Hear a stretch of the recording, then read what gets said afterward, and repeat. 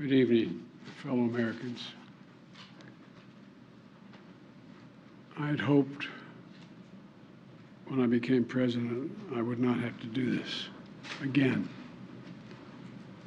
Another massacre, Uvalde, Texas, an elementary school. Beautiful, innocent, second, third, fourth graders. And how many scores of little children who witness what happened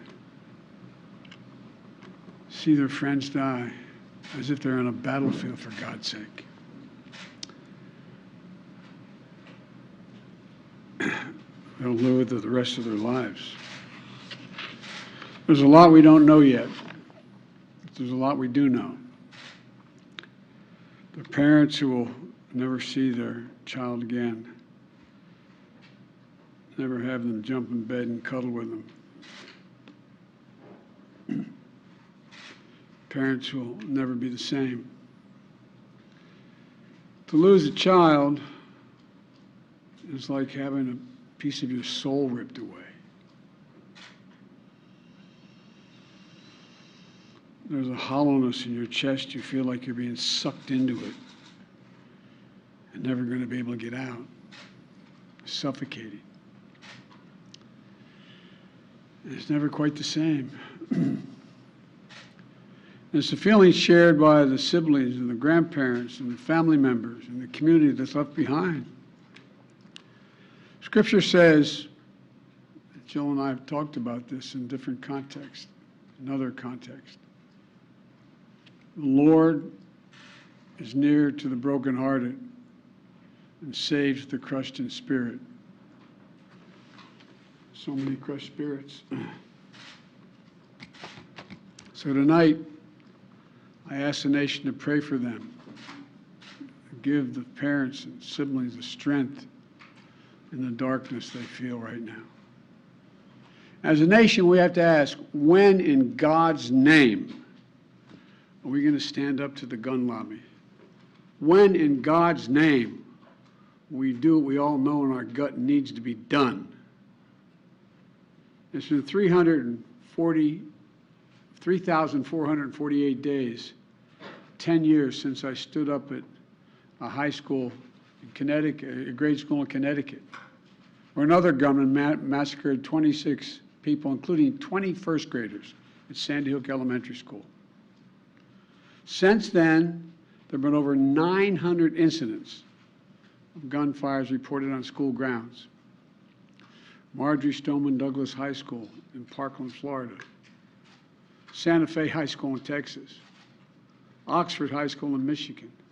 The list goes on, and the list grows when it includes mass shootings at places like movie theaters, houses of worship, as we saw just 10 days ago, the grocery store in Buffalo, New York.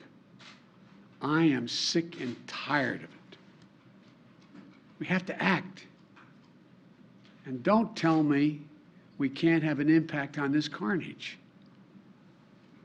I spent my career as a senator and a vice president working to pass common sense gun laws. We can and won't prevent every tragedy, but we know they work and have positive impact. When we passed the assault weapons ban, mass shootings went down. When the law expired, mass shootings tripled. The idea that an 18-year-old kid can walk into a gun store and buy 2 assault weapons is just wrong.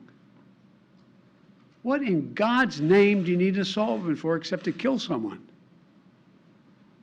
Deer aren't running through the forest with Kevlar vests on, for God's sake. It's just sick. And the gun manufacturers have spent 2 decades aggressively marketing assault weapons, which make them the most and largest profit. For God's sake, we have to have the courage to stand up to the industry. Here's what else I know.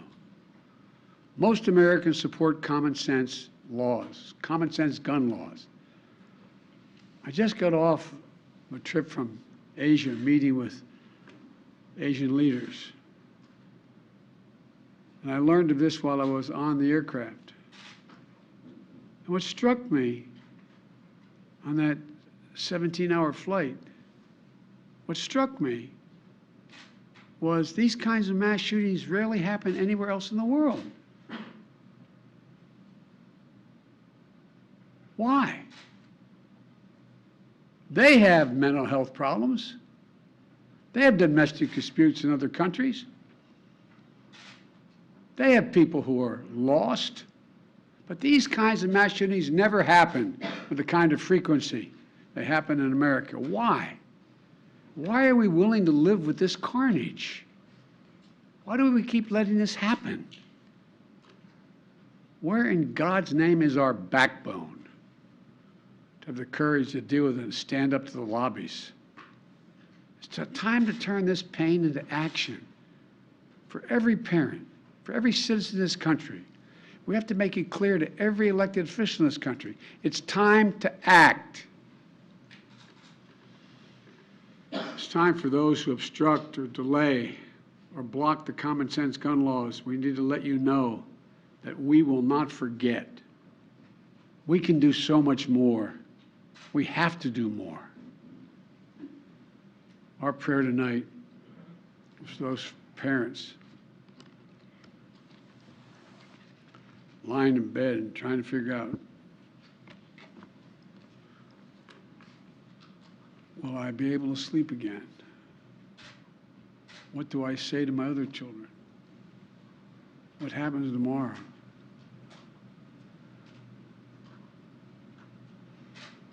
May God bless the loss of innocent life on this sad day.